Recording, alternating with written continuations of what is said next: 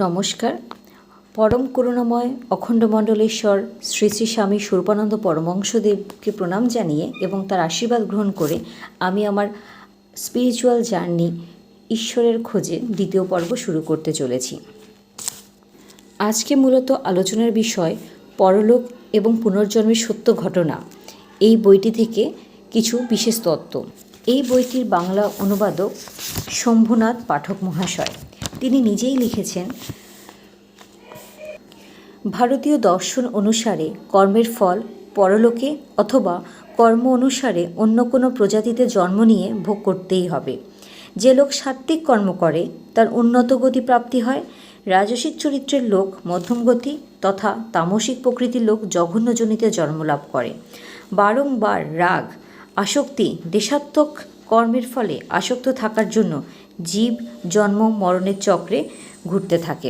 মূলত এই কথাটাই আমরা গীতার সারমর্ম হিসেবে পাই। যার মনে ভোগ বাসনার ইচ্ছা নেই সে জন্ম মরণের বন্ধন ছিন্ন করে পরম ব্রহ্ম পরমাত্মার আশ্রয় লাভ করে। ব্রহ্মজ্ঞানের ফলেও জন্ম মৃত্যুরূপ সংসার বন্ধন ছিন্ন হয়। এই গ্রন্থে শম্ভুনাথ পাঠক মহাশয় আরও লিখেছেন, গোরক্ষপুরের গীতা প্রেস দ্বারা প্রকাশিত পুস্তকখানি পড়ে মনের মধ্যে একটা আশার আলো দেখতে পেলাম। মানুষ সত্যি আজ কতখানি নিচে নেমে গেছে। তার দ্বারা হেন কুকর্ম নেই যা হচ্ছে না। আজ সারা পৃথিবী হিংসায় জ্বলছে। মানুষ মানুষকে মানুষ বলে মনে করছে না। অর্থের লোভে আর প্রতিপত্তির আশায় সে নিরন্তর ছুটছে। তার হিতাহিত জ্ঞান যেন একেবারে লোপ পেয়েছে।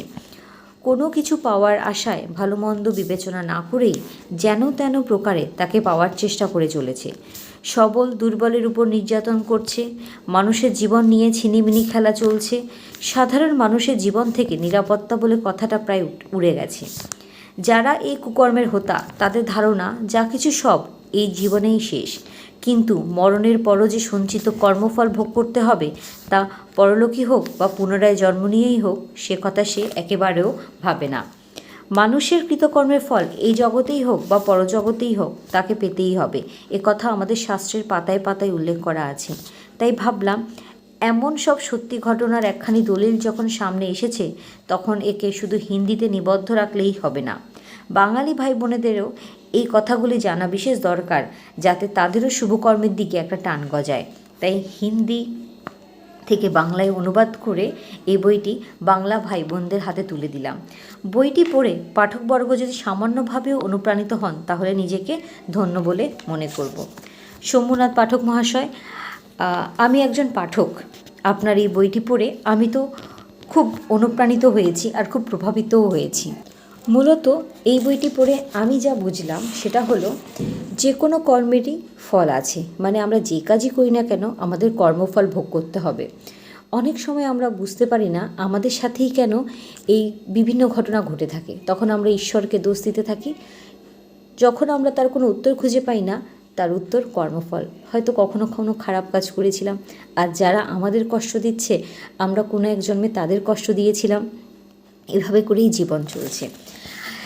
আর সব থেকে আমাদের ভয় মৃত্যুতে, কারণ আমরা মৃত্যু কি সেটা জানিই না। এটুকু জানি এটা জীবন।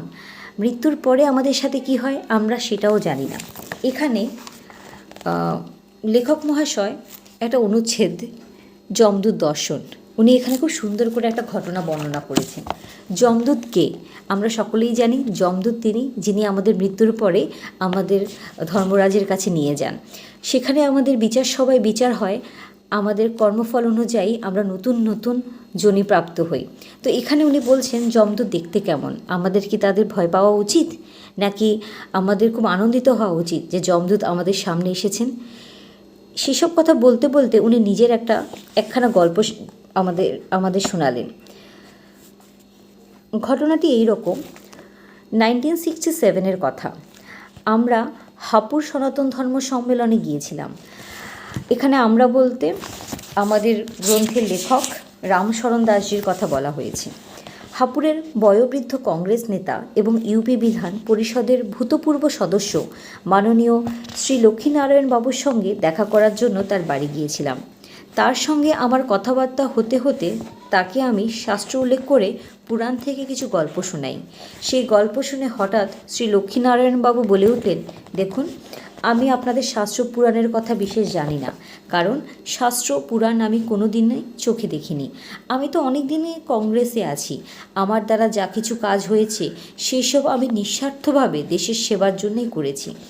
আমার জীবনে ওই ধরনের দুই একটা ঘটনা আমি অবশ্যই দেখেছি, আর এই সব ঘটনা নিজের চোখে দেখে আমারও শাস্ত্র পুরাণের প্রতি কিছুটা শ্রদ্ধা জন্মে। তারপর রামশরণ দাসজির অনুরোধে জনৈক ভদ্রলোক তার সাথে ঘটে যাওয়া সেই অদ্ভুত অলৌকিক ঘটনা বর্ণনা দিলেন। তিনি বললেন, আমি একবার দুজন অত্যন্ত ভয়ঙ্কর বিশালাকার কালো চেহারার লোককে দেখেছিলাম। তারা ভূত না যমদূত তা আমি জানি না, তবে আজও যদি তাদের ভুলেও কোনোদিন মনে করি আমি ভয়ে আটকে উঠি। সালটা 1927 বা 28 হবে। আমি সেই সময় কংগ্রেসে কাজ করতাম। প্রখ্যাত কংগ্রেস নেতা শ্রী মহাবীর ত্যাগীর দাদা ধরমবীর ত্যাগী সেই সময় মিরাট কলেজে গণিতের অধ্যাপক ছিলেন। অধ্যাপক ধরমবীর হঠাৎ অসুস্থ হয়ে পড়েন। তার ঘন ঘন হেঁচকি উঠতে থাকে। মিরাটের ডাক্তার তার চিকিৎসা করছিলেন। যখন তার অবস্থা খুব খারাপের দিকে, তখন সর্বক্ষণে দেখাশোনা করার জন্যে কয়েকজন নিষ্ঠাবান লোকের বিশেষ প্রয়োজন দেখা দিল। তার ওখানে লোকজনের খুব অভাব থাকায় আমরা কয়েকজন হাপুর থেকে তার সেবা যত্ন করার জন্যে মিরাট চলে গেলাম। অধ্যাপক ধরমবীর ত্যাগী তখন রঘুবীর নারায়ণ সিংহের বাড়িতে 6 তলায় ঘরে থাকতেন। আমাদেরকে তার দেখাশোনার জন্য যে ভার দেওয়া হয়েছিল সেই মতো আমরা কাজ করছিলাম। 2-3 দিন বাদে অধ্যাপকের অবস্থা আগের থেকে আরও খারাপ হয়ে পড়ল।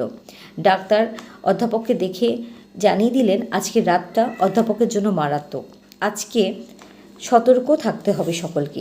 এই কথা শুনে তো আমাদের খুব চিন্তা ধরে গেল।